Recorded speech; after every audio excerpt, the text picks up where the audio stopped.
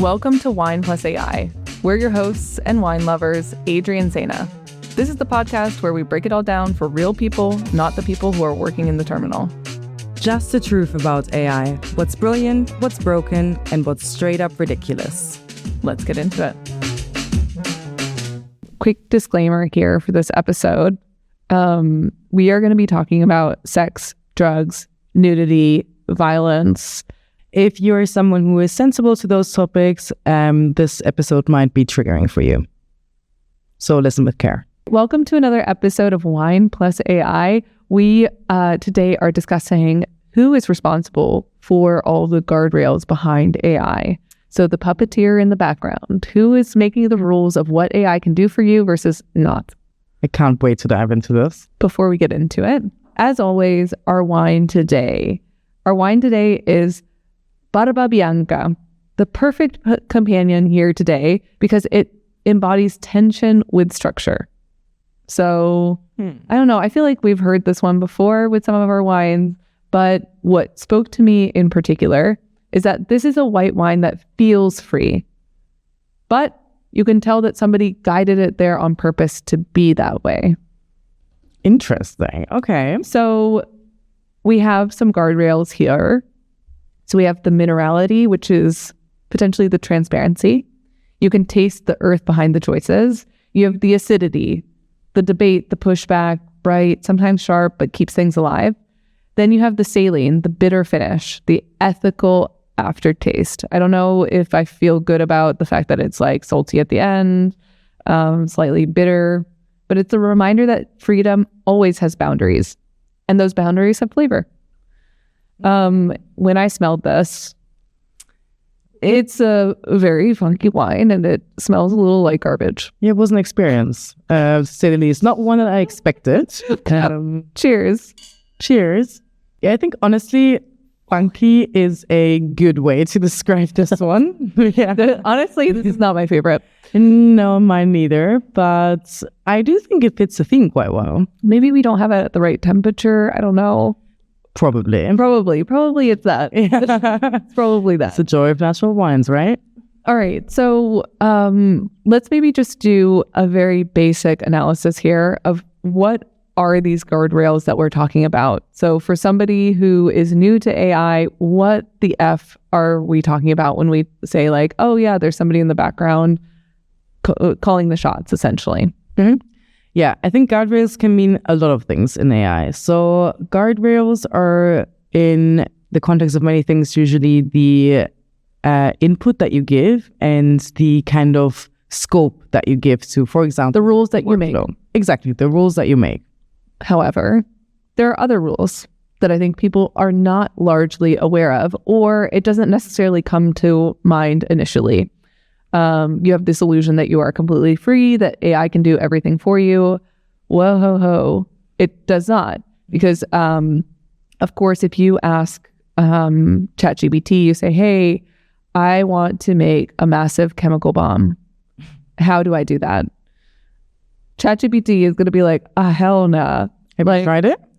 I have not tried it, but I did actually joke with my manager. I was like, oh, for this episode, I'm about to ruin our work subscription. I'm about to ask a lot of very inappropriate things. You'd be surprised with how much ChatGPT gives you an answer to, yeah.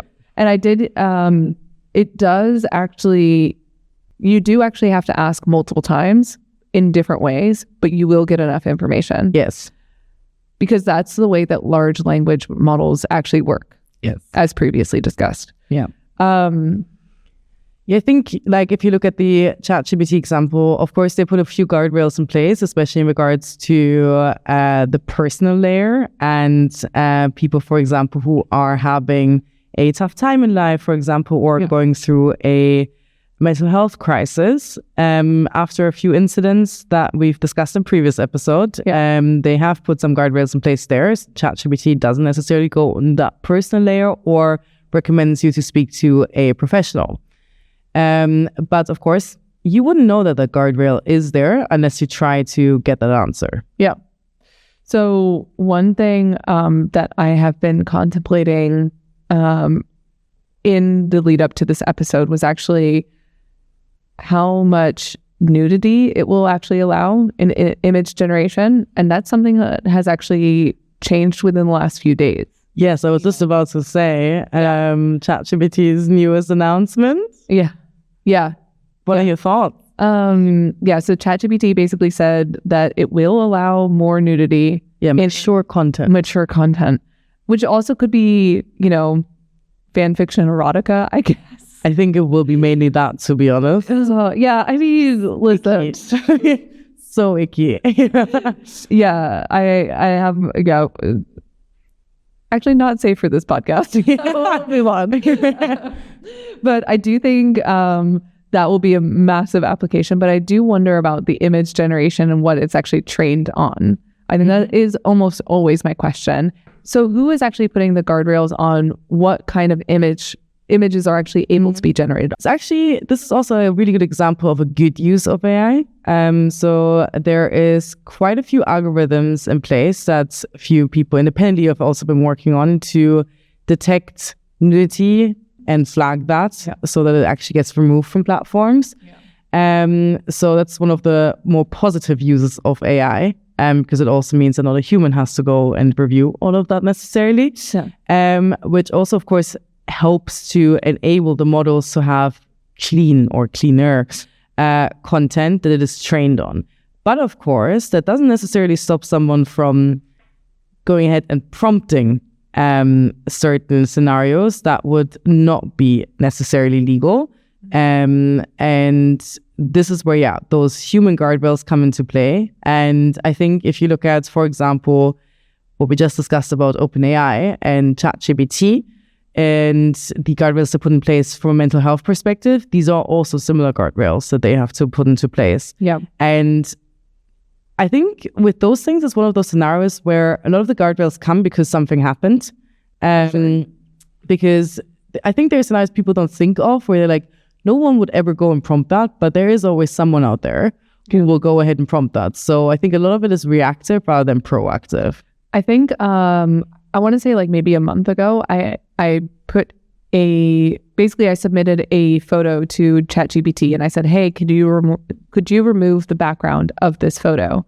ChatGPT sent it back and said, hey, I would love to do that for you. However, as a standard, we don't remove the background from photos with people in them because it's being misused, which was extremely interesting. What's the use case people are using? You're putting people in different environments than they would not have normally been in. But the thing is, like, there are this is kind of the point, that there are a million, there's ChatGPT that takes a big stance on it. Love that it maybe is also opening up for erotica in a safe way, maybe, hopefully, unlikely, I don't know. But for every ChatGPT, there are a million other services out there. I was able to remove the background from this photo with people in it. No problem. It only took like one other provider to do that. And so I just wonder, we're really opening a bit of a Pandora's box because it's not just that ChatGPT owns this box. Yes. I think, you do have a fairly limited market when it comes to like models, right? That are being used, and also the guardrails that are on top of the models by default. That's true. There are a few major ones, OpenAI's models being one of them. But yes, there are also a lot of companies or some companies building their own models where those guardrails most likely are not in place, because unless they're just copying what the big ones are doing, they're building for their use cases. So they might be building in finance, in HR, and whatever that may be, where they won't necessarily think of those guardrails because they're not relevant to their use case, because it's not a chat tool or an everyday application tool. But it doesn't mean that people don't have the ability to then misuse those models as well. Yeah. So the idea for this particular episode came from a conversation that I had with one of our founders. And it was based off of, we were talking about guardrails and about who decides what. And he basically said that if you ask ChatGPT to make an image of a couple holding hands in a temple or a sacred space in Abu Dhabi, for example, which is not allowed in real life. That's like very not done. Yes. It would do it. Yes. However, if you asked it to say, hey, I want a picture of two nudists on a beach in Portugal, which is very accepted. Yeah. It would say, yeah, sure. Or, no, it would say no. Yeah. Say no. So obviously there are some cultural biases that are already kind of baked in. Yes. To these rules. And so it also makes me feel that sometimes AI might be less used or more, let's just say, culturally disapproved of or dangerous in certain countries because you say, hey, make a picture of a man doing X, Y, or Z, and it would say, yeah, sure, fine, let's do that. And that's maybe not accepted at all in that culture. Yeah. Yeah, I think there is massive differences. And that also comes down to the information the model has available to it, right? And there is a very, very heavy bias onto the Western world, first of all, in a lot of the models. For sure. And second of all, on the kind of more, I would say, religions more commonly present in the Western world as well, which may be more like Christianity, for example. Yeah. Where, some models that may come from, for example, more the Middle East may not allow you to actually place someone into a mosque and take pictures there. Yeah. So I think the core of my question for this particular episode is, to what degree are we okay with that? Because like on one hand, I really hadn't thought about it before. Yeah. I had thought about like the nudity thing, like the self-harm thing. Yeah. I had thought about, okay, yeah, that's like probably pretty good that we're putting maybe some guardrails behind that. And we're saying like, yeah, don't depict violent sex to people. Yeah. Please don't depict underage women. I think that's generally good. But I didn't think about it beyond that. But I think there are a lot of cultural extrapolations for sure of cultures that you're really making it so that AI is less used in that particular location as well. Yeah, I think I'd raise the question of, is it then less used or is it maybe used more because people are also looking at things that they usually can't, for example. I think there's a few layers to this. So in which case the internet probably would have already delivered those things? Maybe. Depending on the kind of browsing restrictions you also have in the country. That's true. Yeah. But yeah, I think there's a few layers to this. So I think, first of all, models and also companies that provide access to those models, so for example, ChatGPT and therefore OpenAI, do have a responsibility also from a age verification perspective. I think that's the first piece. And that's something that ChatGPT, in the context of their new erotica adventure. But how are they age verifying? I don't know. I haven't actually looked at that in that much detail, but I feel like it's going to be like alcohol websites. Like if you go to disaronno.com, it's like, are you 18? If you just say yes. Yeah. I'm like, okay. 50. Yeah, exactly. Yeah. I don't know what you're asking for here, bro.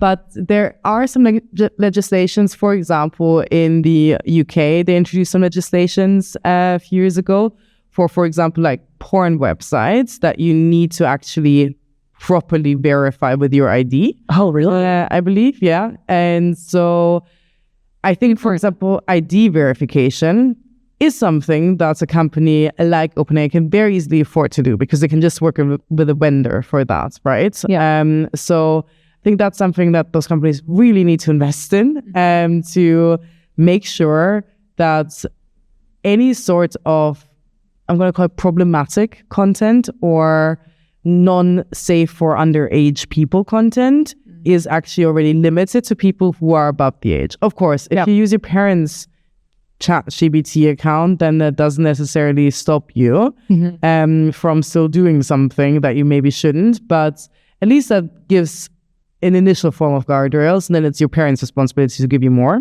right? And I think, that's the first part, age verification. And then I think the second part is that no matter how many guardrails are put in place, there's always going to be scenarios that you can't account for because you don't know where people's brains go, right? If you can imagine it, it exists. Exactly. And I think there's enough unimaginable stuff that people are actually looking at. So if I look, for example, the context of NEPO, where we're, of course, not necessarily dealing with things like that, but our customers are also using the NEPO to automate their tickets, right? And so we also have some guardrails in place. Our customers don't have the ability to control, but that we fully control. So what are our guardrails? Yeah, so our guardrails are for automation of a ticket, for example. We do not automate a ticket unless we are 100% certain that the NEPO has retrieved this information from the knowledge and not just made it up. So we have hallucination detection. We also have refusal detection. AI, for example, sometimes has this tendency to say, I don't know how to help you with this. This happens like, let's say, once in 10,000 tickets kind of thing. Mm-hmm. But we have a detection for that. So if a ticket has that kind of response, we will never automate it and send it to the end customer of our customer, because what are they going to do with that? Or also if a ticket has a question that we can respond to, but it needs an action and we are not set up to do this action, we will not automate it. So there's a whole bunch of steps that happen on our end to decide, okay, can we automate this or not? And those are our guardrails that are in place, and customers cannot touch it. And even with those guardrails in place, it happens every once in a while when a customer starts automating. The ticket will be automated that doesn't match any of those criterias, but it's still something that they wouldn't want to have automated. So that could be, for example, okay, this customer is actually a VIP customer, and therefore when they want a refund, even though our policy says no, we will do it. Yeah. But of course, how would the NEPO know that unless you teach them that additional guardrail? Mm-hmm. So yeah, even with our fairly extensive guardrails and evals in place, we still constantly run to scenarios. And I think that's exactly the same challenge that, for example, OpenAI is facing, just on very different topics. Yeah. Yeah. And like on a more societal topics. But I think I'm going to ask a power question. Mm-hmm. It's more like, are we okay with the people who are making these guardrails? Because they sure as hell are not governments. But they are corporations. But they are corporations, i.e. fucking companies. So like, are we okay with that? Are we okay with like companies calling the shots on like what we see and what we don't see? Yeah. What we're able to do and what we're not able to do. I mean, I think we've been making that call as a society for a long time now. Ads, Facebook, all these things. Like we sell ourselves out all the time for like minimal gain. I think it's extremely problematic. I think you probably know about what happened with Grok, right? Elon Musk's model, and the whole Hitler scenario. Yeah. Oh, yeah. Yeah. You want to recap that for the people who have not heard? Yeah. So basically, Elon Musk's company's model, Grok, started also communicating like Hitler and also referring to Hitler as a very positive figure in society. Which is not ideal, let's put it that way. Yeah. And I think it's a perfect example of people that are responsible for the input of the model and therefore also the output of the model, failing at their responsibility to do so. And the fact that people are in that position to train a model in a certain way also creates a huge, huge risk factor in the context of almost anything. May that be what I just mentioned, may that be anything politics related or any societal injustices. Everything can be biased. For sure. But I think we have this illusion that AI is not biased. That's the thing. And we have this illusion that we are training AI. Yeah. That is, for me, the more problematic than people just don't understand that there are guardrails up in place. Yeah. And we've talked about problematic things, but we're also talking about like what AI processes and what it doesn't. Yeah. And if you look at, for example, just how society as a whole already has biases in all of the data. I don't know if you read Invisible Women, the book. Cool. I don't think I did. Okay. It's basically a book that summarizes really well on how almost all research is biased against women because of the, I have not read it, but SparkNotes version, basically. Yeah. And how basically almost all the results of that are medical research. Exactly. Almost useless because women are often not taken into the equation. But it's the same data that AI is trained on. So it is impossible for AI to be unbiased by default because it takes that input from what we as a society already take and the bias that we already operate with. Yeah. So how would AI ever be unbiased? No, that's true. But like then you have the additional added component of whoever's setting these guardrails, i.e. companies, that they are biased and motivated within themselves. Like, so adding to that layer of societal bias where we're all sitting in there regardless. Like, we can't escape it. And that's not to say that you shouldn't seek an escape, but it is kind of like inevitable. But on top of that, then you have a company that's motivated, determining what you see and what you don't. And that I find deeply problematic. And yeah, I think maybe that's enough to like kind of start to close out this episode, is that I think we should be asking this question a lot more. Yes. About like, what are the guardrails? Testing those guardrails on a work account or on a private account. What can you see? What can you not see? And I'm like, I think there's a lot of we've touched on some problematic stuff and like kind of not touched on a lot of problematic stuff because it's just too deeply unsettling to do that. But I do think that like we should all have a critical eye on AI, because I think there is this general general idea that AI is unbiased and, you know, they're just trying to do the best for you. It's had really, really, really good marketing. But like, we need to do anti-marketing here. Yes. And at the end of the day, it is managed by corporations and it is trained on data that we also have available as society. So always look at it critically from that angle as well. Yeah. So I just took a sip of this wine. I'm going to be honest. It's kind of like so as a rule, I try to find natural wines for Seyna because Seyna is a big natural wine drinker. Always. I'll drink a lot of different kinds of wine, natural, not natural, traditional, I guess.